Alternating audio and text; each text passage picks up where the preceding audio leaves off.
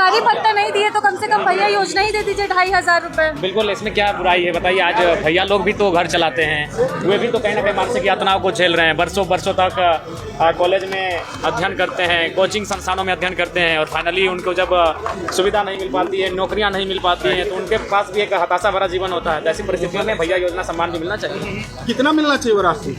कम से कम एक संतोषजनक 4-5 हज़ार रुपये तो मिलने चाहिए। जा रही है। परसों ही पलामू में और लातेहार जिला में 1 लाख से ज़्यादा मैया योजना को काट दिया गया। तो सरकार धीरे धीरे अपने एजेंडा से भटक रही है। उन्होंने चुनाव के पूर्व और राज्यपाल के अभिभाषण में कहाँ से लगी जयराम जी? मैया तो जब आप मैया सम्मान योजना में आप नहीं समझे तो बाकी भी आपको समझना चाहिए।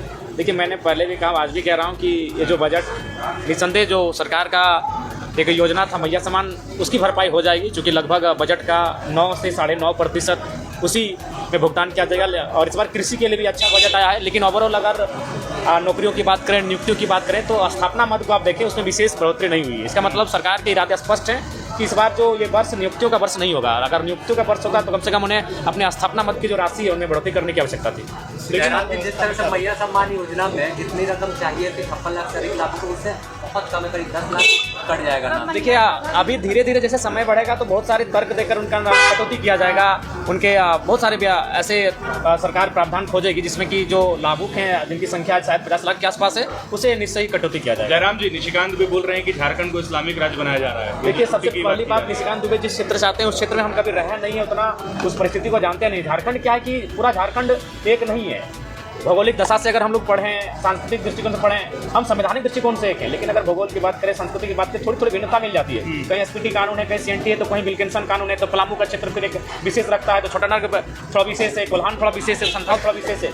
तो जब आप उस भौगोलिक स्थिति में बसबसाव करेंगे, रहेंगे, अध्ययन करेंगे, तभी उस विषय में हम कह पाएंगे। आपने कल सवाल किया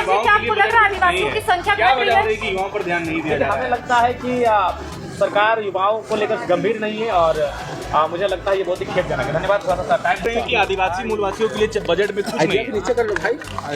देखिए, हमारे माननीय विधायक चंपाई सोरेन जी पिता समान रहे हैं। हम लोग हमारे साथ भी थे कभी, और उस वक्त भी वो हमेशा आदिवासियों के बारे में बात करते थे। मगर आलोचना करने के लिए केवल आलोचना नहीं होना चाहिए। हमारे बजट में आप विशेष रूप से देखेंगे तो महिलाओं के लिए, महिलाओं को, गरीबों को और साथ ही साथ किसानों को और यहाँ के आदिवासी मूलवासियों के लिए ही सारी योजनाओं को और सारे बजट को डिज़ाइन किया गया है। मगर हम समझ सकते हैं, अब वो विपक्ष में हैं तो उनको आलोचना भी करना पड़ेगा। मगर आलोचना केवल आलोचना करने के लिए नहीं होना चाहिए।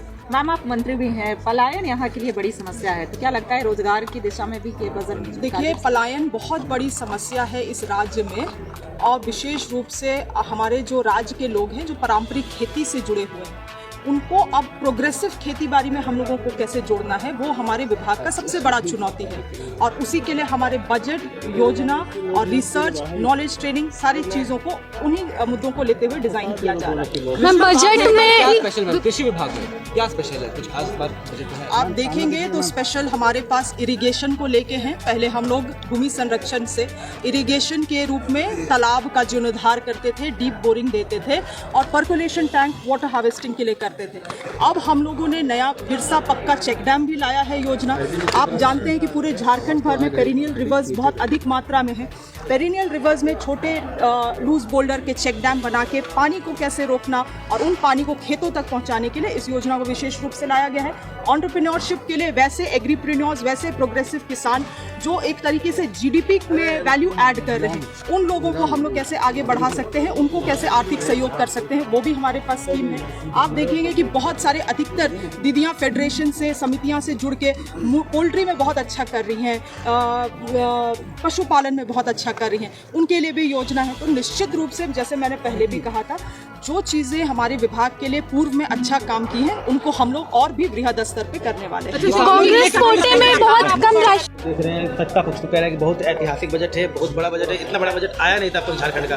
देखिए, समय के अनुसार सब परिवर्तन होता रहता है। अब आप देख सकेंगे कि राज्य सरकार जिस तरीके से बजट लाए हैं, इसमें युवाओं का अपेक्षा ज़्यादा था, महिलाओं के प्रति अपेक्षा ज़्यादा था, अन्य वो अपेक्षाएं थी, कहीं ना कहीं राज्य सरकार ने उसको कमज़ोर करने के काम किया है। ये निराशाजनक बजट है जिसे राज्य के हित के लिए नहीं बल्कि वो अपने हित के लिए बजट को पेश करने के काम किए। और हम समझ सकते हैं कि आज भारतीय जनता पार्टी सरकार को इस चीज़ को बतलाने के काम कर रही है कि राज्य में जो आज विकास की गति तेज होनी चाहिए, क्योंकि हेमंत सोरेन जी का ये दूसरी बार है और हमें लगता है कि दूसरी बार में हेमंत सोरेन जी अच्छे तरीके से राज्य हित में, युवाओं के हित में और बेरोजगारी के हित में कार्य करने के काम करते। लेकिन जहाँ तक जो हम लोगों ने देखा वो कहीं ना कहीं वो विकास अहित कार्य के लिए ये बजट लाया गया है। ये बजट पूरी तरीके से निराशाजनक है। आपने महिलाओं की बात की, महिलाओं की उम्मीद की बात की और सबसे ज़्यादा तो एलोकेशन उसी के लिए है, उसी डिपार्टमेंट के लिए, सोशल जस्टिस के लिए। देखिए वो करने से नहीं होगा, बजट में पेश कर देना और ये कर देना कोई बड़ी चीज़ नहीं है।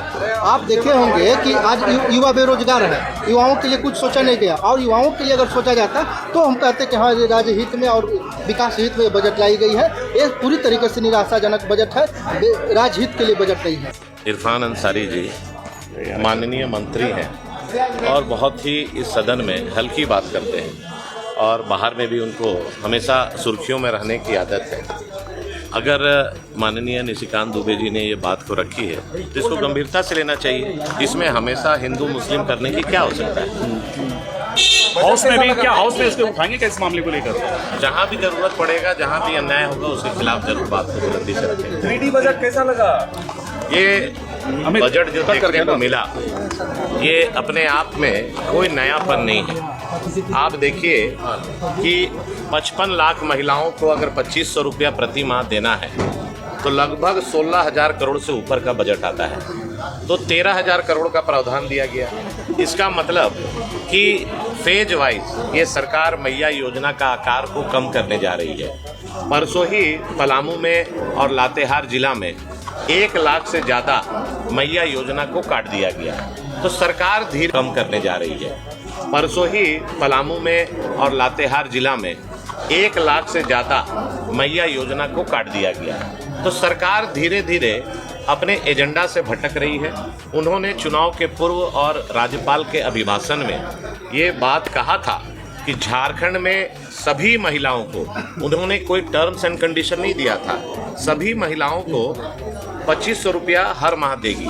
अब आप देखिए कि चुनाव के बाद अंचल कार्यालय में, बीडीओ ऑफिस में महिलाओं का लाइन लगा हुआ है और फॉर्म भरने के लिए लोग वहाँ पर लाइन में सुबह से शाम खड़े हैं। तो सरकार को इस बजट में बताना चाहिए था कि जो महिलाएं छूट गई हैं अतिरिक्त में और